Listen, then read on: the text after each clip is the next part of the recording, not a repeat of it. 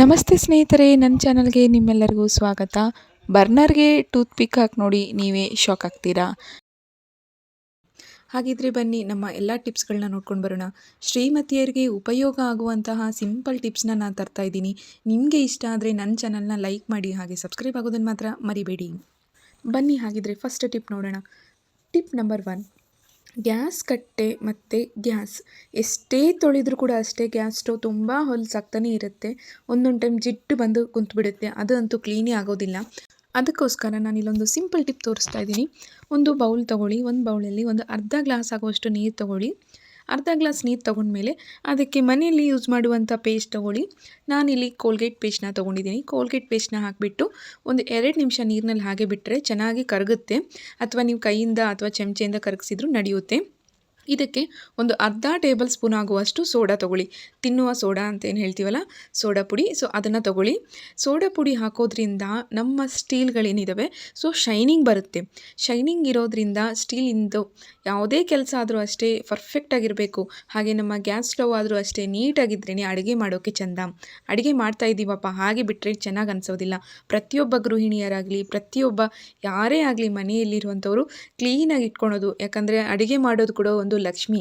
ಆ ಲಕ್ಷ್ಮಿ ನೆಲೆಸಬೇಕು ಅಂದರೆ ನಾವು ಎಲ್ಲವನ್ನು ಸ್ವಚ್ಛವಾಗಿ ಇಟ್ಕೋಬೇಕು. ಅದಕ್ಕೋಸ್ಕರ ಈ ಒಂದು ಸಿಂಪಲ್ ಟಿಪ್ನ ಯೂಸ್ ಮಾಡಿ ನೋಡಿ. ಜಿಡ್ಡಾಗಿರುವಂಥ ಪ್ರತಿಯೊಂದು ಹೊಲಸು ಎಲ್ಲ ಕ್ಲೀನಾಗಿ ಹೋಗಿಬಿಡುತ್ತೆ.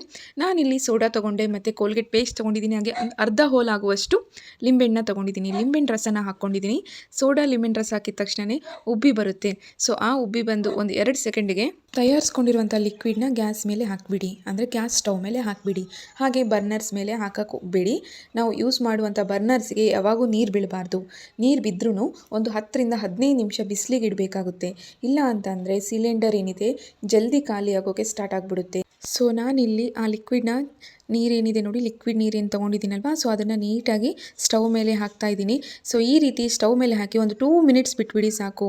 2 ಮಿನಿಟ್ಸ್ ಬಿಟ್ಟರೆ ಎಂಥ ಜಿಡ್ಡಿದ್ರೂ ಕ್ಲೀನ್ ಆಗಿಬಿಡುತ್ತೆ. ಬರೀ 2 ನಿಮಿಷ ಸಾಕು ಫ್ರೆಂಡ್ಸ್, ಎಲ್ಲ ಜಿಡ್ಡು ಮಾಯವಾಗಿಬಿಡೋದಂತೂ ಗ್ಯಾರಂಟಿ. ಯಾರೆಲ್ಲ ನನ್ನ ಚಾನೆಲ್ನ ಮೊದಲ ಬಾರಿಗೆ ನೋಡ್ತಿದ್ದೀರೋ ಪ್ಲೀಸ್ ನನ್ನ ಚಾನೆಲ್ನ ಸಬ್ಸ್ಕ್ರೈಬ್ ಆಗೋದನ್ನು ಮರಿಬೇಡಿ.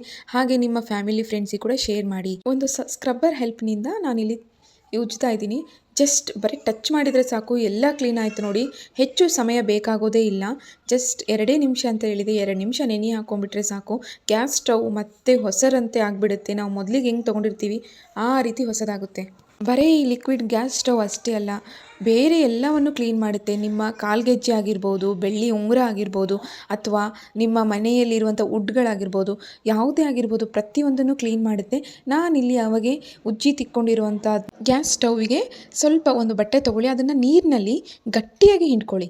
ನೀರಿನಲ್ಲಿ ತುಂಬ ಗಟ್ಟಿಯಾಗಿ ಹಿಂಡ್ಬಿಟ್ಟು ಒರೆಸ್ಕೋಬೇಕಾಗುತ್ತೆ. ಇಲ್ಲಿ ಇದ್ರ ಮೇಲೆ ನೀರು ಚೆಲ್ಲೋದು ಅಗತ್ಯವಿಲ್ಲ. ನೀರು ಚೆಲ್ಲಿದರೆ ಏನಾಗುತ್ತೆ, ಸಿಲಿಂಡರು ಜಾಸ್ತಿ ಖರ್ಚಾಗುತ್ತೆ. ಅಂದರೆ ಸಿಲಿಂಡರ್ ಜಲ್ದಿ ಖಾಲಿ ಆಗಿಬಿಡುತ್ತೆ. ಹೆಚ್ಚು ಸಮಯ ಬರೋದೇ ಇಲ್ಲ, ಹೆಚ್ಚು ಬಾಳಿಕೆ ಆಗೋದೇ ಇಲ್ಲ ನಮಗೆ. ಯಾಕಂತಂದರೆ ಪ್ರತಿಯೊಬ್ಬರು ಹೇಳ್ತಾರೆ, ಗ್ಯಾಸ್ ಮಾರೋರಾಗಿರ್ಬೋದು, ಸಿಲಿಂಡರ್ ಮಾರೋರಾಗಿರ್ಬೋದು, ಯಾರೇ ಆಗಿರ್ಬೋದು, ಅವರೆಲ್ಲ ಹೇಳೋದು ಒಂದೇ, ನೀರು ಯೂಸ್ ಮಾಡಬಾರ್ದು ಅಂತೇಳಿ. ಸೊ ಹಾಗಾಗಿ ನೀರನ್ನ ಯೂಸ್ ಮಾಡೋಕ್ಕೆ ಹೋಗಬೇಡಿ. ಇಲ್ಲಿ ನೋಡಿ ಎಷ್ಟು ಕ್ಲೀನ್ ಆಗಿದೆ ಅಂತೇಳಿ. ಸೊ ಹಾಗಿದ್ರೆ ಬನ್ನಿ ನೆಕ್ಸ್ಟ್ ಟಿಪ್ ಯಾವುದು ಅಂತ ನೋಡೋಣ. ಅದು ಕೂಡ ಅಷ್ಟೇ, ನಾನು ನಿಮಗೆ ಮೊದಲೇ ಹೇಳಿದ ಹಾಗೆ ಸಿಲಿಂಡರ್ ಜಾಸ್ತಿ ದಿನ ಬರಬೇಕು. ಒಂದು 2 ತಿಂಗಳೇ ಆದರೂ ಬರಲೇಬೇಕು. 1 ತಿಂಗಳ ಯೂಸ್ ಮಾಡೋರು 1.5 ತಿಂಗಳ ಯೂಸ್ ಮಾಡ್ಬೋದು.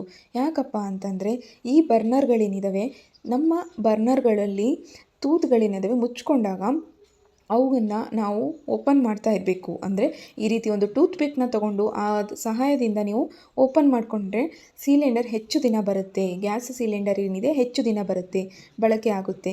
ಆದರೆ ನಾವು ಏನು ಮಾಡ್ತೀರಾ, ನೀರು ಹಾಕಿಬಿಡೋದು ಅಥವಾ ತೊಳೆದ ಮೇಲೆ ಹಾಗೆ ಇಟ್ಬಿಡೋದು, 15-20 ನಿಮಿಷ ಬಿಸಿಲಿಗೆ ಬಿಡೋದಾಗಲಿ ಅಥವಾ ಒರೆಸೋದಾಗಲಿ ಏನು ಮಾಡಲಿಲ್ಲ ಅಂತಂದಾಗ ನಮ್ಮ ಸಿಲಿಂಡರ್ ಏನಿದೆ ಹೆಚ್ಚು ದಿನ ಬಳಕೆ ಬರೋದಿಲ್ಲ. 1.5 ತಿಂಗಳ ಯೂಸ್ ಆಗೋದೇ ಇಲ್ಲ. 1 ತಿಂಗಳಿಗೆ ಬಂದಾಗುತ್ತೆ ಅಥವಾ 25 ದಿನಕ್ಕೆ ಬಂದಾಗ್ಬಿಡುತ್ತೆ. ಹಾಗಿದ್ದಾಗ ಈ ರೀತಿ ಬರ್ನರ್ಗೆ ನಾನು ಒಂದು ಟೂತ್ ಪಿಕ್ ತೊಗೊಂಡು ಎಲ್ಲ ತೂತುಗಳಿಗೂ ಒಂದು ಸತಿ ತೆಗೆದು ಹಾಕಿ ಮಾಡಿ ಸಾಕು. ಆಗ ನೀವೇ ಶಾಕ್ ಆಗ್ತೀರಾ. ನಾನಿಲ್ಲಿ ನೋಡಿ ಆನ್ ಮಾಡಿ ತೋರಿಸ್ತಾ ಇದ್ದೀನಿ. ಫ್ಲೇಮ್ ನೋಡಿ ಎಷ್ಟು ಹೈ ಆಗಿದೆ ಅಂತೇಳಿ. ಲೋ ಫ್ಲೇಮ್ ಅಥವಾ ಇದು ಸಣ್ಣ ಬರ್ನರ್ ಆದರೂ ಕೂಡ ಹೈ